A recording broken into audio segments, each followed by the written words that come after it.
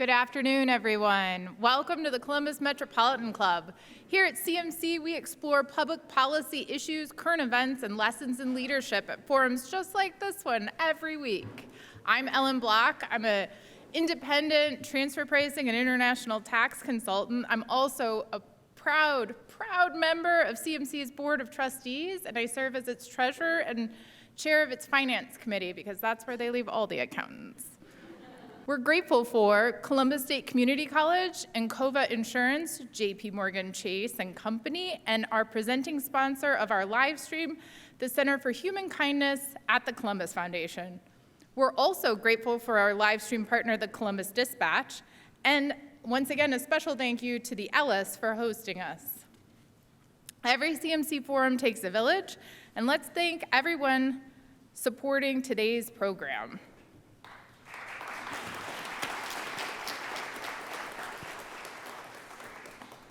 Only 5 other states are home to more veterans than Ohio. And with Ohio's unemployment rate still well below historic averages, many employers are turning to veterans to fill critical open positions. With today's panelists, Veterans All, we unpack the hidden challenges Ohio veterans face returning to the workforce after military life, and we'll dive into strategies that are connecting veterans with Ohio employers ready to hire them. To introduce our panelists, please welcome Corrine Berger with today's sponsor, JP Morgan Chase and Company. Corrine, the podium is yours.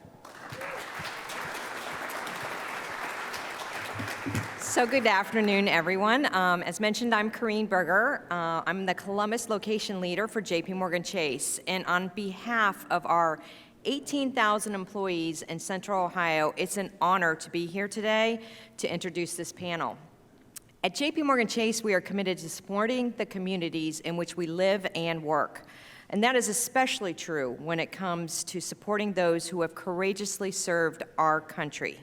In 2011, JP Morgan Chase established its Military and Veterans Affairs Initiative, which positions military members, the veterans and their families for long-term success, focusing on the areas of business growth and entrepreneurship, careers and skills, financial health, and community development. Since then, JP Morgan Chase has hired more than 18,000 veterans and currently employs more than 3,000 military spouses nationwide. In Ohio alone, we've hired more than 2,300 veterans since 2014. Additionally, we've committed more than $25 million to veteran-managed venture capital funds, awarded nearly 1,100 mortgage-free homes to military families, and co-founded the Veterans Job Mission, a coalition committed to hiring veterans. Since its founding, the Veterans Mission membership has grown to more than 315 companies with the goal to hire 2 million veterans and 200,000 military spouses by 2030, and we will definitely meet that goal. Our military and veterans are among our nation's best and brightest. As you'll hear today, supporting them is not only the right thing to do, it's also good for business.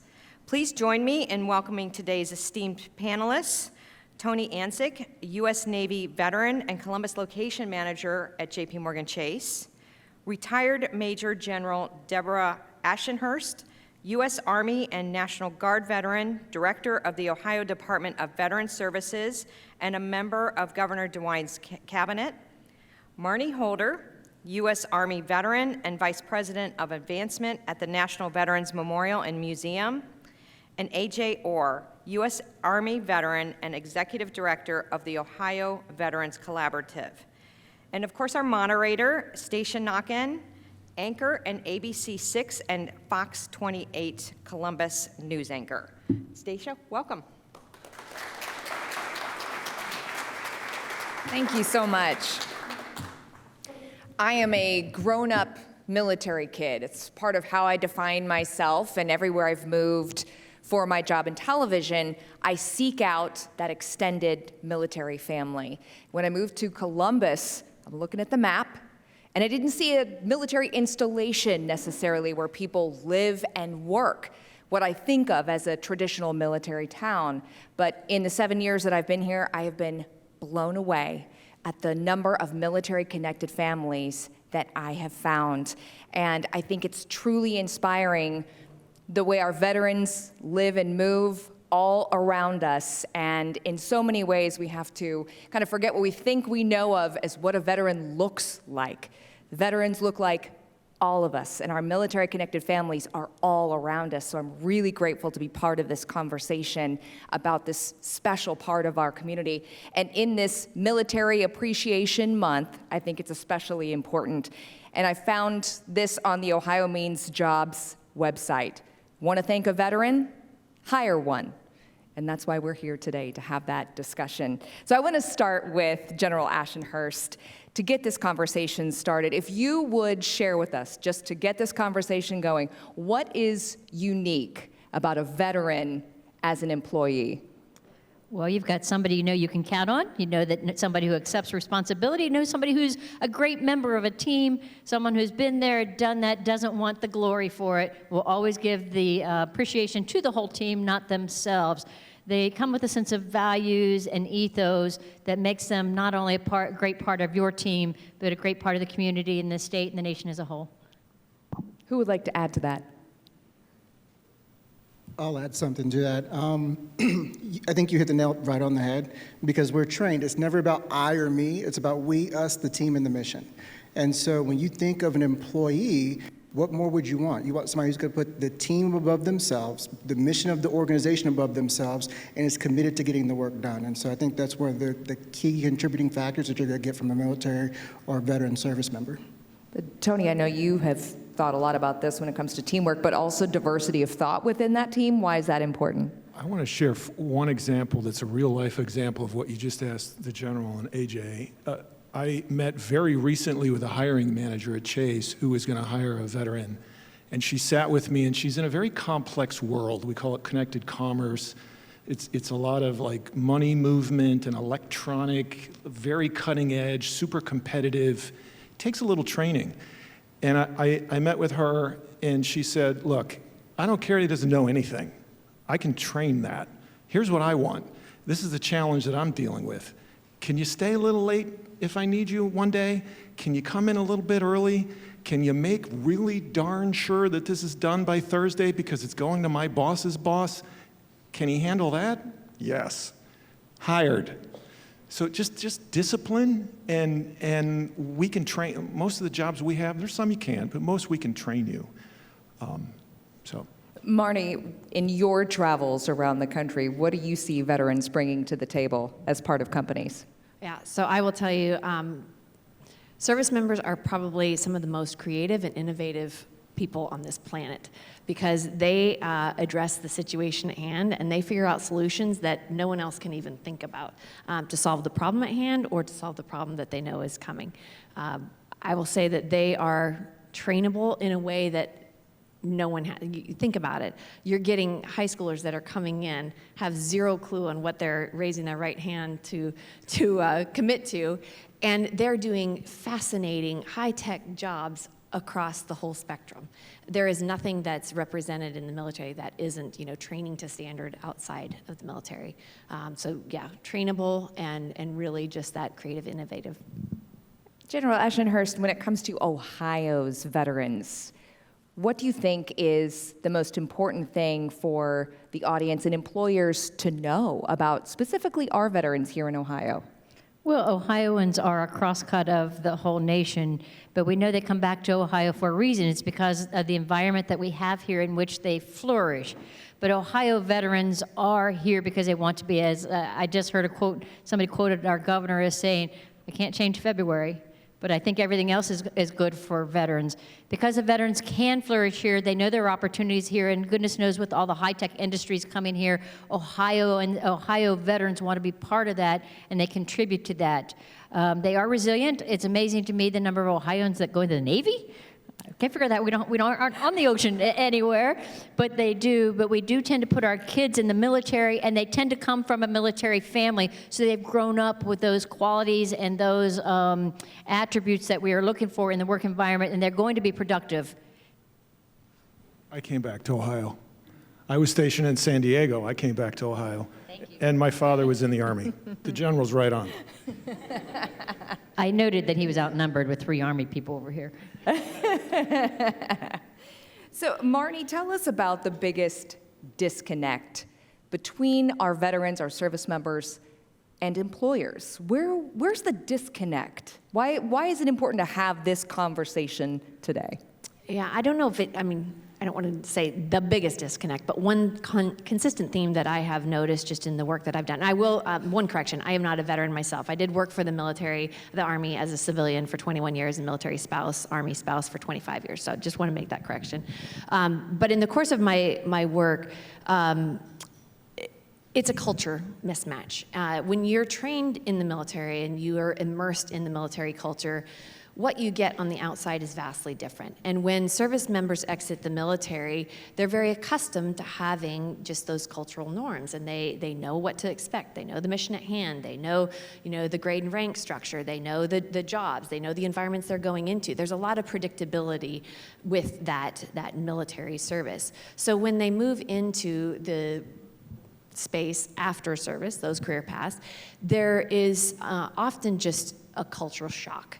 I think one report, and many studies have been done, there's about a 75% job jump on average, at least 3 jobs within the first 2 years after service members get out of the military. And predominantly, that's because of a culture mismatch. They think they're going in, oh, sounds like a great job. They're anticipating an environment that supports them. They're anticipating someone that's sponsoring them, that walk them through. It's just a shock. And so that's where I really challenge the employers in the room, is to create an environment of inclusivity, create an environment where veterans can disclose that they're veterans, that they are military service, create an environment that is curious about service, and have the rest of your workforce understand the questions to ask when they know somebody is coming from the military into this work environment. Know that it is a bit of a culture shock. Know that they didn't know how to do a resume. They wore their resume on their uniform. They've never had to talk about their military career to people that don't know about the military. So be sensitive to it, create an environment of inclusivity, and just be mindful of the culture shock. I thought that was really interesting when you mentioned that about the resume was worn on your uniform in the military, and that's just not the way it's done in corporate America necessarily.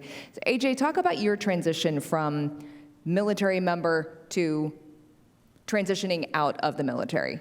Yeah, absolutely. I mean, for me, and I always use myself as a point of reference whenever I'm talking about the veteran experience, because there's a lot of us that have a similar background and similar experience coming out. And so for me, coming out, I went in at 17 and got out at 21. So my formidable adult years were spent in a military structure where everything was laid out for me. And so when you think about it, I never wrote a resume, and I never had to interview to get promoted. And so when you look at those two things, when I got out and it was time for me to go get a job, which I was a communications specialist in the Army, so I was setting up field networks and tapping into satellites and doing a lot of really cool stuff there, and my recruiter was like, hey, you're doing IT in the military, you're gonna be able to get out making $48,000 to $60,000 a year easy. So whenever I got out, I'm like, I'm gonna go make $48,000 a year. I couldn't sniff $48,000 a year because my resume was horrible, because I didn't know how to write one. And then whenever I did sit down to interview with somebody, I didn't have good interviewing skills. So whenever you ask me, hey, so what did you do in the military? I was a communications specialist in the Army for 4 years, period, hard stop. It was, what does that mean? And so it was them pulling it out, and after so long, it was just like, oh, well, you're good at cabling. Here, go run this cabling job, which I was way overqualified to do. And so one of the things that Marnie kind of alluded to as far as bouncing jobs, part of it is culture, but the other part is I was overqualified for the things in which I was doing, which left me unsatisfied, frustrated, and at the same time, undercompensated. So now I'm struggling, still living at my parents' house after service, after I'm used to living on my own for many years. And so coming back in was a little bit challenged from that perspective, but finding quality employment, because we do speak different languages. You know, I spoke in acronyms and was very short, and I never talked about myself. It was always we, us, and the team. It was never, AJ, what did you do? The team did this, and this was our mission. This is how we succeeded. And so I think if we can help to kind of break down that narrative and smooth out that conversation piece to where we understand, I think that'll help bridge that gap a lot. And we are having those conversations more about the needs of our service members as they're transitioning out. But Tony, you mentioned the importance of networking, and I think that's a really important highlight here as well. I am lucky enough to I've been at Chase for 26 years, and I had a few years in another bank, so it took me a while to figure it out. But when people come to me and ask me advice in corporate America, one of two big ones is get known. You have to get known. And the challenge as a service member station, my panel colleagues were talking a little bit, and we said, if I'm a fighter pilot, I'm a Marine fighter pilot, I'm not gonna, hey, I'm gonna go I'm gonna network with the submariners over at the base. What are you doing? Get over here. I mean, you stay in your community, you stay with your group, you're focused on your mission. I'm not networking, I'm with my people. So it is a little strange. We try to help. At Chase, we have a good program, and there's many companies that have a good program where we hire junior military officers and senior enlisted. They come in, they do 2 one-year rotations with a manager. Their head count is paid for by the program so that you don't have to worry about head count and getting permission from your CFO.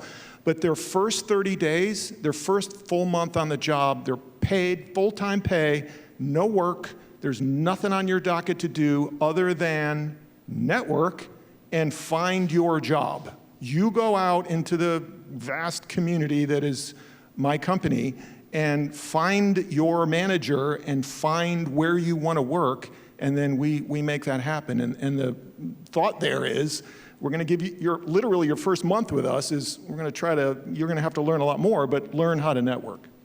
So how do we connect our veterans, our service members, who as we have established, they are going to make fantastic employees. And we know probably every one of you in your company, you're hiring right now. So how can we connect these two elements of our community?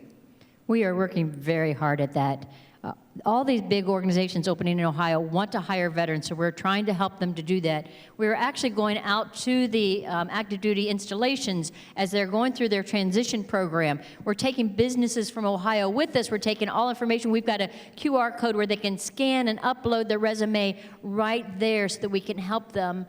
Jobs and Family Services has representatives in every county to help them civilianize that resume, to help them to realize what opportunities are there, and particularly if they have come home to a specific area, they want to live in the county they grew up in, they may not know what's there, and those people in the county will know. So we're very aggressively pursuing those military members transitioning out to help with that transition so they don't have to come home and do a full 360 and figure out what's here and what isn't here. And then once they're on the job, we try to make sure that they still have that support that they need, so they realize when they show up for a meeting 15 minutes early, like you always do in the military, you're going to say, well, what time was the 2 o'clock meeting, because it's now 2:10 and still hasn't started. So, some of those things that military members have a hard time adjusting to, we're going to follow through and help them with that. Can I add to that? Yes, so please. I want to give a huge shout out to the state of Ohio and everything that General Ashenhurst has done. And in my former life, I used to work with the Youth Chamber of Commerce, hiring our heroes, and we would take states like Ohio, because they have it together, bring national employers to military bases worldwide, from Okinawa, Japan, to Vicenza, Italy, and everywhere in between. But we did that because Department of Defense was taking a holistic approach of, look, we need to start educating and informing service members before they're getting out on what their career plans are after. It's not a hit that date and I'm just going to go find a town and then hopefully everything is going to work out. They need to be trained on how to make informed decisions. They've always been told where to go, what to do, what the next job is. So the Department of Defense has really been taking a more active role in helping educate, and it's pairing with employers that want to hire and understand the value of veterans, understand the value and the talent that they're seeking, and then having that dialogue started early. And it is the conversations that are happening at these military bases that are fascinating. I'm going to give one quick story. I was in Kaneohe Marine Corps Base, Hawaii, and there was a young female.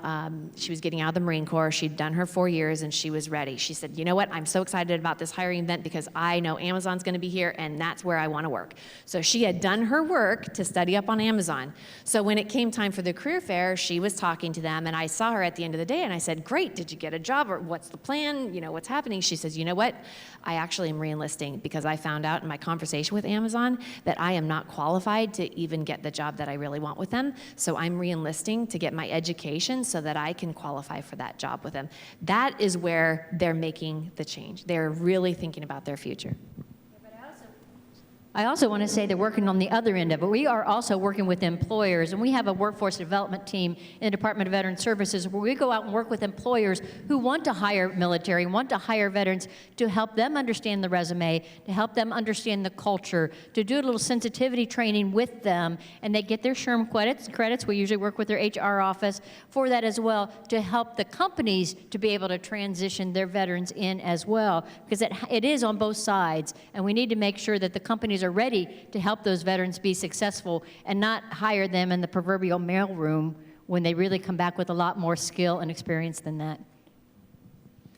Marnie brought up something I think is really important when it comes to education, advanced degrees, post-secondary education among our veteran population. If you would speak to that, Tony. I usually, question again, sorry, Stacia. About advanced degrees and our veteran population, and so many of them are seeking out education to apply for those jobs. Yeah. But this is a highly educated group of our community. Yeah, most of the veterans that we talk to at least have an undergrad. Most are pursuing an advanced degree. My advice, please help me if I'm not correct here, is usually if you want to get an advanced degree, get it for yourself. Do it because you want it, or whatever your career track is, you want it. I've seen a lot of veterans who come and they say that I'm going to work for a big financial institution, so I have to get my Wharton MBA. I have to because I have to. You don't have to. If you really want to get it, that's great. It depends on your track, and we'll talk a little bit more. Maybe you will need it. But what do others think? Good advice?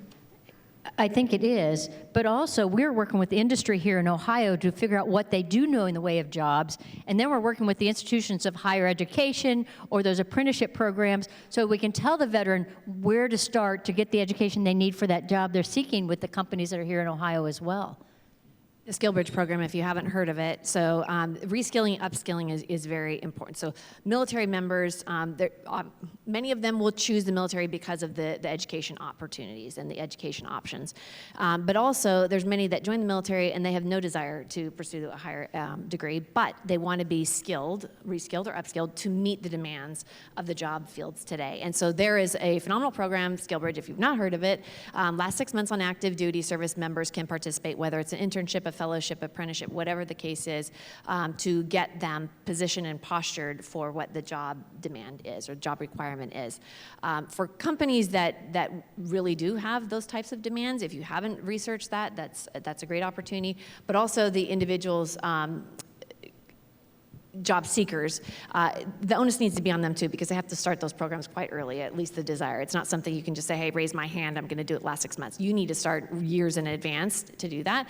For those veterans that have already transitioned out, unfortunately, it's not an option for you, but there are so many other programs that exist for veterans to reskill and upskill them to meet the demands of today. I'd like to add a couple of things on that. Marnie, I think you're spot on with the SkillsBridge program. There's a lot of great things that help those that are transitioning out of service to get them incorporated with or get in contact with organizations that are looking to do hiring. But for those that have already come home, the challenge that exists is they don't know a lot of those different resources. And the state of Ohio is doing a lot of great things to try to help connect and fill those gaps. But as hiring managers, for those of you that are in the room, one of the big things is, one, how do we find the veteran community? And Marnie and I have talked about this before. Look within your own organization and identify the veterans that you have there, because I guarantee you they know other veterans, because it is a very small-knit group. And then allow them to help you build out and develop that culture that we've talked about within your organization. How do we reach them? Why did you stay here? Why did you come to be an employee here? What do you like about it? What do you not like about it? What can we do to help hire on more more veterans, and use your resources that you already have available to you. And that'll also help to kind of circumvent some of this. Once again, the biggest challenge as me being a veteran looking for employment, and the ones that I work with now, is how do I get my resume in front of you, and how can I have a good interview with you? And there are a ton of different agencies that we're working with now that do that prep work, because it's at scale. I mean, like it was announced at the very beginning, Ohio has the 6th largest veteran population. That means there's hundreds of thousands of us out here that are, some of us are in positions where we're looking for higher wage positions. I think one of the other things I'd like to point out is that the veteran community, these typically are experienced people, not entry-level positions. You know, we talked about advanced degrees and things of that nature, but these aren't your entry-level, hey, go bag groceries type of guys, or gals rather. And so keep that in mind as well. They have leadership, they have management skills and capabilities. If they don't have the technical skills, we can get that trained up. There are plenty of programs, like we've all alluded to. There's plenty of programs to get you upskilled and trained, but keep in mind that those soft leadership skills that every organization is looking for, a lot of us have them. It's just built within our nature and the way in which we operate. Really want to echo that. I was going to say that too, AJ. Like even an E4 in the Marine, which is the most junior non-commissioned officer, so enlisted, may have 0 degree. I don't have an undergrad, I don't have an associate's, I don't have anything. But I got a lot of leadership experience. I have people that report to me. I have very expensive weapons and machinery and equipment and electronics that is under my charge. That counts, right? That's right. So when we talk about that transition out of the service into civilian life, success can look differently for a lot of folks. Maybe it's education, maybe it's seeking out the workforce. But AJ, I know in your podcast you talk about redefining success. So how does a veteran redefine success? I love talking about this topic because for me, it's one of those things of, rather than pushing them to find a job and a career, my whole thing is, what do you want your life to look like? You know, if now that you're out of the service, if you want your life to look like, hey, I want to be, most of my free time, I want to be out fishing, hunting, golfing, or I want to be the head coach of all my kids' little league teams, fantastic. Let's map back a life towards that, because as an employer myself, if I'm paying you $150,000 a year, you're not going to have time to do all of those things because I'm going to require your time. But maybe if you're making $85,000, $75,000, you can do all of those things. And so let's get serious about what you want your life to look like. And because once again, I can get you a job today, but can I help you find a career? Let's get you on the career path that you want, that's motivating to you, that's inspiring to you, but more importantly, that's mapping back to the life that you want to live. And I think that's our approach whenever we're talking to veterans that are coming out or that have been out and they're saying, hey, I just don't know what I want to do right now. Fantastic. What do you want your life to look like? Let's see if we can start to reverse engineer and map back to those things. Of the many panelists we have up here, the one I've interviewed several times is General Ashenhurst. So I went back into some of our archives where she spoke to veterans, specifically female veterans in the cases that we've spoken often, but I want to read a quote, and if you would speak to it for us here in the audience. And you shared, "We just have a heart for service, and I think those are the kind of people who are drawn to the military, those who want to give back, those that appreciate what they have and want to make sure that they do their part to make sure that we still have these freedoms and this lifestyle that we have in the United States, and that doesn't end when they take that uniform off and hang it in the closet." If you would expand on that for us today, because we're talking about a very special kind of person. We are, and it always scares me when somebody reads a quote back to me. What did I say? Well, I have a whole book of them here. Yeah, but that is so true, and it's not just our female veterans, is that we join the military for a reason. We have a passion for something, and it's this nation. And that's probably the most heart that you could want in someone. And when they do come out of the service, although they were ready to transition out of the military, they aren't willing to transition out of giving back and in serving, in making a difference. And that's exactly what people need to want in their company, because it doesn't matter where you put them, they're gonna find a way to help you be successful in your business. I think you said that as well, AJ, is that they do want to serve, and they may not have the uniform on, but they've still got that patriotism and that desire to go out there and make a difference and do the best and bring everybody else along with them to be successful. How do you think that translates into being an employee who doesn't just show up for that clocking in, clocking out? That means something extra. And the whole panel can speak to that. This was a shipmate, and he was here in Columbus, and he was at my firm, and he said, you know what, I want to start at the beginning. I got to realize I got to learn the ropes, I got to learn the day job, I got to get that done right, and that won't take me too terribly long. I want to come back to you, Tony, when I'm ready. I want to manage people. And it's not about me. I don't want to, like, I have all these people report to me, look how great I am. Salute me. It was, I want to help develop people. Like, that's my give back. So I signed up to do my day job. I will do that. Let me learn that. Won't take long. Then my give back, I want to help with my leadership skills, and I want to help lift up and empower others. And I thought, wow, that's exactly what we want. It's exactly why we hired you. I was going to add, when we talk about the values that you're going to get from a veteran employee, one of the things that we haven't really kind of pointed out, which I think is super important, is that we're extremely loyal. If I'm part of the team and I feel like I'm adding value, I'm not going to leave you for $1 across the street because I know the grass isn't always greener on the other side. I'm committed to the team, I'm committed to the mission, and so once again, when we start talking about employee turnover, it's less likely to be seen as long as your veteran employee staff is engaged within the organization. Moving into the topic of company culture, we've touched on that a little bit. How do we maximize these skills, Marnie? We know that our veterans are coming in with this unique set of skills and experience, life experience. How do we maximize that in the company in the workplace, in the company culture? Yeah, and I'm sure I'm not the only one that can answer this, but I would just say, in order to maximize the skills that they bring to the table, you need to know what they bring to the table. They may have qualified for the job, they may have gone through the wickets through the HR, but in order to really know the depth and breadth of what they bring, you need to know about them. And you need to start the conversation, you need to be curious, you need to ask those questions. There's gonna be so much that they don't disclose. And there may be times where there's just a part of their service that they're not just comfortable sharing, and that's okay too. And you need to understand that reaction is okay. Don't be afraid of it. Don't go, oh my gosh, did I tap into something that we shouldn't have talked about? Really just engage in a conversation and let them lead and guide and be curious. And don't be threatened, don't be apprehensive, just start. Completely agree. I would add to help connect them. I spend a lot of my time, these are big boys and girls. They have done hard things. I spend a lot of my time, exactly what you said, Marnie, want to know what you're bringing to the table, want to know what you want to know what you think you want, and then connect them with people who can help them in whatever that is.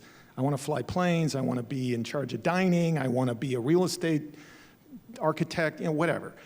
Help connect them. There's a lot of satisfaction there too, because I'm setting you up for success, I'm pointing you in the right direction, now go. So I think connecting, networking is back to networking, I think networking is a really big thing. Yeah, I'm going to touch on 2 points too. So, and give them a purpose. They just need to know, and connecting them with others that they can help or others that can help them is going to give them that sense of purpose too, in addition to their job. And on the networking, yes, networking is important in getting comfortable from a veteran's perspective on networking. And when they're networking, understand that you're making connections, yes, you're filling up your Rolodex, so to speak, but every time you're having a conversation as a veteran, they're learning more about you. So when you're making a connection through your networking, you have now created a champion and advocate for you. And so it's about what they know about you. Make sure that you're very clear on what you want them to know about you, because whoever you're talking to may be in an environment or maybe in a conversation where they're like, you know what? I was just talking to this veteran the other day, and they would be a perfect fit for you. So when you're networking, do it intentionally, and it's not just about building your own Rolodex, but knowing that everyone you're talking to can be your advocate. And I'd like to highlight one of the things that Tony said earlier, that what they're doing over at Chase, which I think is phenomenal, allowing them to cross-train and find where they fit. genius. I don't know of any organization that's doing stuff like that at that level, to where they're bringing them in and allowing them, hey, go try this, and find where you fit within my organization. Because if you give me that freedom to where now, once again, I feel empowered to be part of the team, and I can dive in and say, okay, I kind of like this, but I really like this over there, and then you give me the freedom and the autonomy and the support to go in on that. I love every bit of that. That's something I will push to everybody else as well. Yeah, this is not a commercial for us, but I agree. I'm very proud of that. We treat you like the big boys and girls that you are and go, you figure it out. I wanted to add, too, in this whole discussion, Marnie's right, like talk, ask questions, find out. Two people, these are real human beings. One, she was a Naval Academy graduate, went to nuke power school. She was a nuclear reactor engineer officer afloat. She was on an aircraft carrier, and then she did something else related to nuclear power. So came to us, so you would think, maybe, right? Okay, you want to get into something that's very technical, and no, I don't want to do that at all. I want a 180-degree, completely different, something totally different. She's now working in our institute, which is like a think tank. They do strategy and nothing to do with engineering. And another Army aviator, brilliant, went to West Point, Black Hawk pilot in Afghanistan. We loved her, we hired her. She's like, I love the Army, I love my country, I want absolutely nothing to do with the military, nothing. I want something completely different, I want to be creative. She did art for our online, it was like artistic design, graphic design on our websites for something that we were doing in our retail bank. So questions, ask, know what you're getting to the table, and don't assume. I'd also like to highlight what Tony said, and very quickly, don't be afraid to talk to a veteran. Don't be afraid to say, I understand you served. You can kind of let them take the conversation, but they're as apprehensive as you are, because they don't know what it's like to be a civilian, and they're afraid that you are afraid of them or afraid to ask them questions. They'll want to tell you about their service, but let them set the limits on what they're willing to tell you. It is CMC's longstanding tradition to take audience questions. So we're going to move to questions from our live stream and in-person audience as well. So if you have a question, please make your way over to the microphone. Doug is right there. And if you are watching online, if you would type in your questions into the chat. So before we take audience questions, I wanted to throw out one question to you here. And we've talked about it a little bit. General Ashenhurst, I know you and I have talked about this extensively. What does a veteran look like? Like you, like your neighbor, like the person that sits next to you in church. There is no cookie cutter. Everyone looks different, except maybe you'll find they stand a little straighter, carry their head a little tilted up, but they look like everyone. They're small, they're large, they're big, they're little, and they're really bright, and some not so bright, but there's a place for all of them. That's it, that's the answer. Let's get out to Doug Buchanan with CMC curating questions from our live stream audience. And again, for those of you with us in person, you can join Doug over at the microphone. So Doug, what is our first question? Stacia, thank you so much, and thank you to today's panelists for a great conversation. If you do have a question, you're here in the live audience, please do come join me here at the microphone, and we'll try to get to as many questions as we can. Do keep in mind that great questions at CMC have two things in common. They take less than 30 seconds to ask, and they do end in a question mark. So here's a first one. Last year, the Ohio Capital Journal reported that there were at least 633 homeless veterans in Ohio. What are the unique obstacles that veterans may be up against when facing homelessness? I guess that one's going to land right in my lap. There are homeless veterans.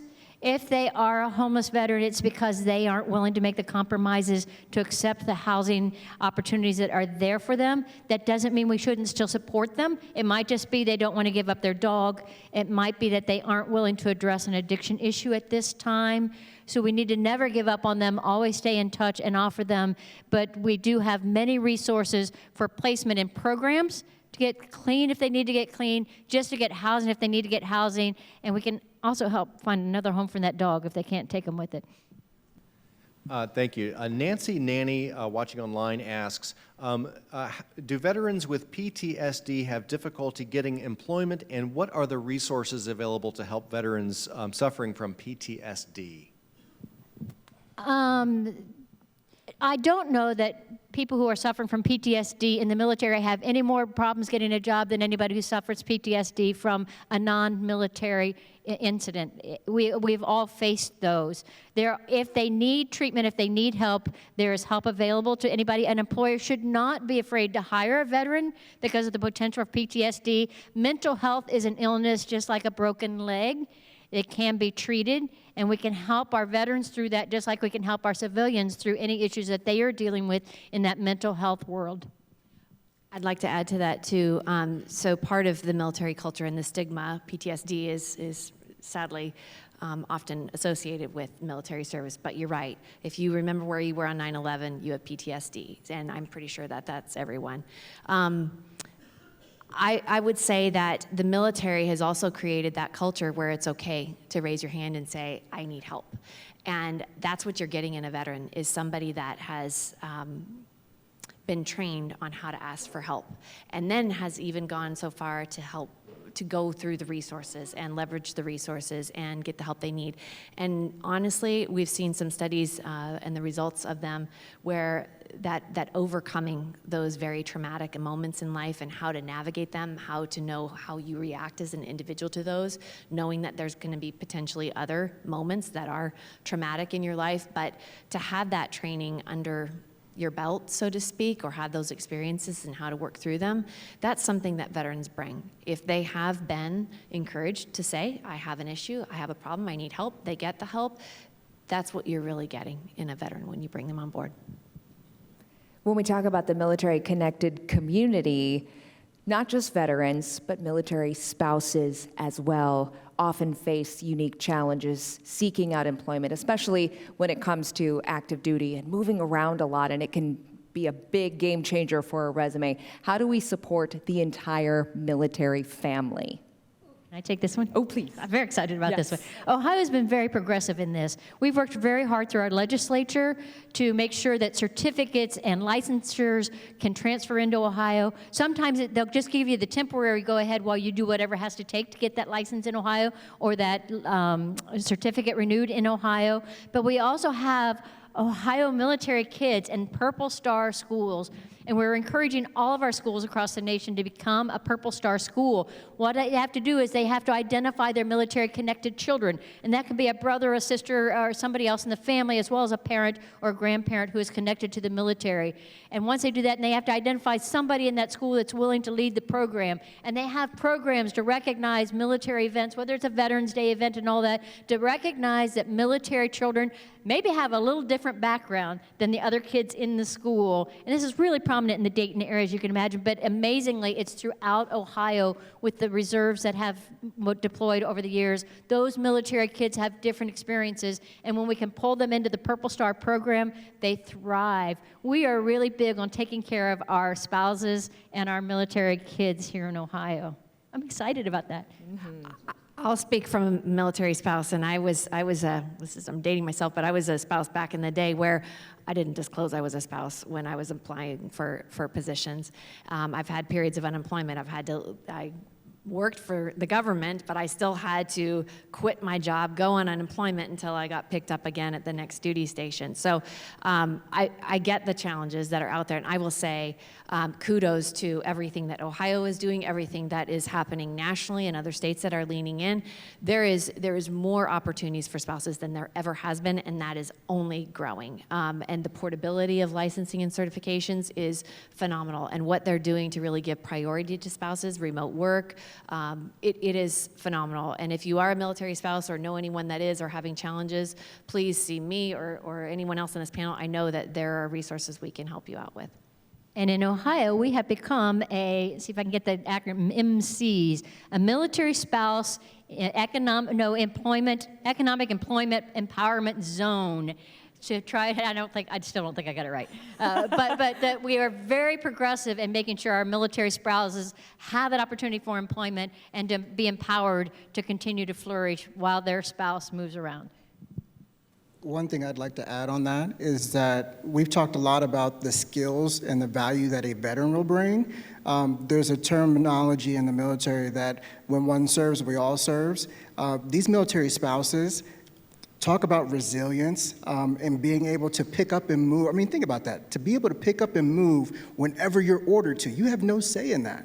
You have to pick up your family, your kids, everything you do, move across the country or wherever your husband or spouse is stationed, and then you have to readjust, find a community to get back into. And so when you talk about, once again, as an employer myself, when I look at what do I want in an employee, I want somebody who can solve problems, who's committed to the mission, who's resilient, who can think on their feet, and whenever hard times hit, they don't crumble under stress. And that's the biggest thing that you're going to get, I think, from the military spouse community as well. Probably prevents them from being hoarders, too, if you have to pack up and move every 3 years, right? That was my grandma. That's right. Yes. Doug, any other online questions today? Yes, thank you. And Stacia, I know you've probably interviewed some of these folks, but question, when it comes to providing support for veterans, who are Ohio's unsung heroes, and what are the good things they are doing we should know about? Oh, that's a question that's got us all scratching our heads up here. Mildly AJ? stumped. I think there's a lot of unsung heroes out there. There's so many nonprofits that are across the entire state that are doing work to support veterans in reintegrating back into the community, whether that's on the housing side, whether that's on food assistance, medical care, or transportation. There are so many nonprofits out there. The challenge is that they just don't get enough of the recognition. At the same time, you know, it's tough being a nonprofit. But I would say if I looked at the unsung heroes, it's all the nonprofits out there that are actually doing the work, putting in because they care, and they're out there day in and day out trying to grind it out and help those veterans meet those needs. I mean, we see it every day where a veteran, something happens in their life, and you know the community rallies behind them. And so it's everybody that's in the room that supports a veteran. It's all those nonprofits out there. I don't think there's just one hero out there. I think it's all of us, because we all have the opportunity to make a positive impact on a service member or their family if they've hit hard times or as they're trying to reintegrate back into the community. I also have to take this minute to talk about our county veteran service offices. Every county, all 88 counties, have an office that's dedicated strictly to taking care of the veterans in their county veteran service offices, and they're there for the families as well as the veterans to help them meet their needs, get connected with all the entitlements, all the things they earn through their military, but also to help them through some tough times. Raise your hand if you're a veteran. You are a resource for everyone else. And take that on, take that role on. Don't wait for an organization to pop up or put it off on somebody else. Be the resource that's needed at the time it's needed. I would add for everybody that didn't raise their hand, we love you too, and not to be too simplistic, but you can be an unsung hero, because by and large, and I hope we translated this okay, a veteran wants the same thing anybody else wants. It's not super hard. There's a little bit of language, but it's not hard, and a little bit of like get me comfortable, but very little within reason. And I love what Corrine said, and my chairman and CEO says it all the time. It's good business. You win too. I think I would add one other element to the unsung heroes. Truly the military families, because you serve as a family. When I grew up as a Navy brat, I was surrounded by kids who were going through the same things that I was. My dad got on a ship and he would be gone for months at a time. All of my classmates, all my neighbors, they faced that. I lived on military installations. There are a lot of kids in this area, in Central Ohio in particular, who are going through those deployments, and mom or dad is gone for long periods of time for training or deployments, and the kids in their school, they don't understand that. So these kids are making it work, and they're going through some really tough things with a parent who is not there in the house serving our country. So they're really serving as a family. I think unsung heroes for sure are our spouses and military kids as well. And so it's so important to walk beside them. And I know, AJ, that camaraderie is important. As veterans seeking out camaraderie in this journey from military service to civilian life, why is camaraderie really key? When I look at my transition out, there are two things that I lost whenever I got out of the military and hung up the uniform. The first was my sense of purpose. In the military, I was part of something bigger than myself. I was part of this big ideation of protecting freedom and democracy against all enemies, foreign and domestic. And out of the uniform, and I was just AJ, and I didn't know who that was. Like I said, I went in right out of high school. So I lost my sense of purpose. But the second thing that I lost, which was equally important, was I lost my community. My brothers and sisters that were there for me 24/7, 365, where we just embraced the suck together. Like, the work is bad, the situation is horrible, but we knew that we weren't in alone. There was always somebody there. And so whenever I got out of the military, I looked for that community, and it was hard for me to find. It was hard for me to find that person that had my back no matter what, because, we talk about, diversity, equity, and inclusion. Like, the military is the epitome of that, because I have to trust you to do your job and protect my life. And then I tell people it's a unique environment in the sense that we could hate each other, but I knew that I could trust you to do your job and protect my life, and you could trust me to do the same, because the mission came first, everybody coming home came second, and then we can go back to our petty squabbles after that. In the civilian world, I didn't have that type of bond. I didn't have that camaraderie. And even though I came from a military family, my siblings didn't understand that. And so, I yearned for community. And so whenever, it's funny, I guarantee you, all the veteran hands that raised up, if we all got together, none of us have probably ever served together. I know that I've never served with anybody in this room, but if we got together, there's that common bond, that common community vibe and feeling. And I tell people, Stacey, you mentioned before, whenever you go someplace, you look for the veteran community. I can go anywhere in the world, and if I can find a veteran, I know that I'll be taken care of. And that's the type of vibe and bond that I love and wouldn't trade for anything. And with that within reason help and translation and connecting and talking, you get that loyalty when you hire it. Thank you very much. We have just a minute or two for one final question. What is, and some of you have touched on this, but what's the most common misunderstanding between veterans and potential employers during the hiring process? I would say one of the biggest misconceptions is that we've all seen combat, that we've all shot guns at people, It's one of the big misconceptions. We all don't struggle with PTSD. At the same time, the question that was asked before, I think that there are a lot of people across the board. I think we need to end this stigma with PTSD, because COVID caused a lot of people to deal with PTSD. There are people that have not served in the military that struggle with everything in the aftermath of that. But I would say one of the biggest misconceptions is that we've all seen combat, because we haven't.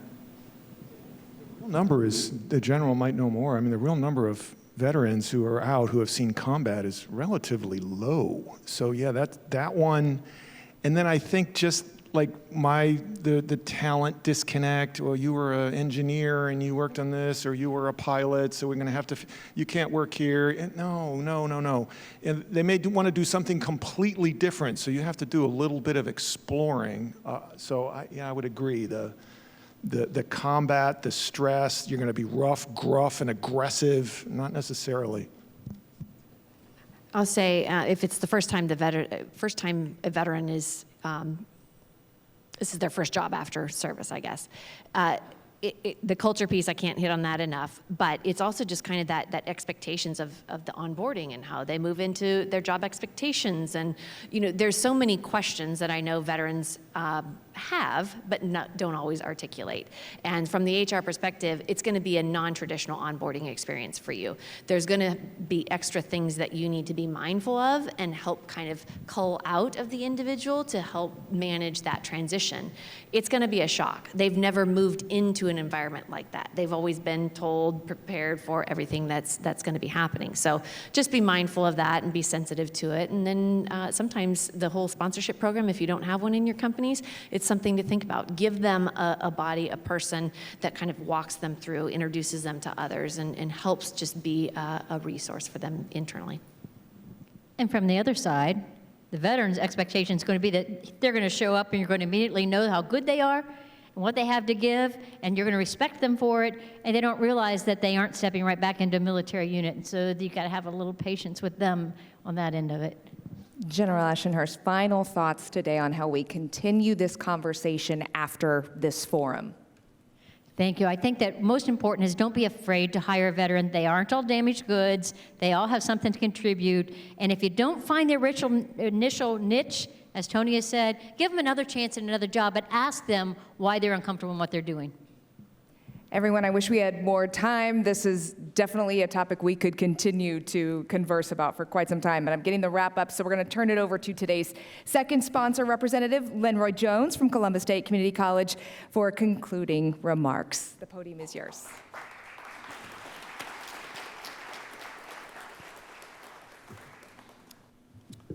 Thank you, Stacia, for leading a very insightful panel discussion, and thanks for your esteemed panel of an engaging conversation that we were able to listen in on today. As we gather here at the Ellis, I'm honored to close this forum on behalf of Columbus State Community College. Today's event, Hiring Heroes, Why Ohio's Workforce Needs Veterans. Well, it underscored a vital question that I had when I woke this morning thinking about this remarks. Why is it that this discussion is important to Columbus State Community College in Central Ohio? As I listened there, I took a lot of notes, but I'm going to stick to my script. The answer is rooted in our deep commitment to veterans and the very unique value that we bring to our community. Ohio is home to over 700,000 veterans, according to the U.S. Department of Veteran Affairs, ranking it, our state, among the very top in the nation. Well, this significant veterans population presents an incredible opportunity for growth and enrichment within our own communities and our workforce. Today's forum and our collective dedication to supporting veterans is a critical step towards leveraging this potential by fostering a veterans-inclusive workforce. We not only honor their service, the service that we render, but also we help drive the economy and social advancement on behalf of Central Ohio. Think about that. Which then continues this effort as we can position our state, our great state, to rise even further in the ranks of those other states in the integration of our success. You can give a round of applause for that. I want to extend my heartfelt gratitude for our sponsors for making this event possible and even standing before you, and that's Columbus State Community College, Invoco Insurance, JP Morgan Chase and Company. Your support is invaluable. This could not happen without that. A special thanks again to Ellis for hosting us today, and to the Center of Human Kindness and the Columbus Foundation, the Columbus Dispatch, for enabling today's live stream. If you can give them a round of applause. And my deepest appreciation for our exceptional speakers today. I don't know about you, I was very enriched as a veteran, as a person in career services, helping veterans as well. This was just so enriching. Tony, thank you. Our General, Deborah, Marion, and also AJ for your service, as well as the conversation that you led us today. If you give them a round of applause. And Station Naka King, thank you. Engaging with a smile, and then also your own story woven in today's discussion just enriched it even more. Can you give her a round of applause, please? Again, your insight and dedication has made this truly an outstanding conversation. Thank you for all for being here and for your commitment to our veterans and our community. Together, we are building a stronger and more inclusive future for Central Ohio. Well, we will be back right here at the Ellis on June 5th with our next forum, Journey for Justice, the 1964 Civil Rights Act at 60. Thank you again, everyone. We could not have done this without you. Have a great afternoon.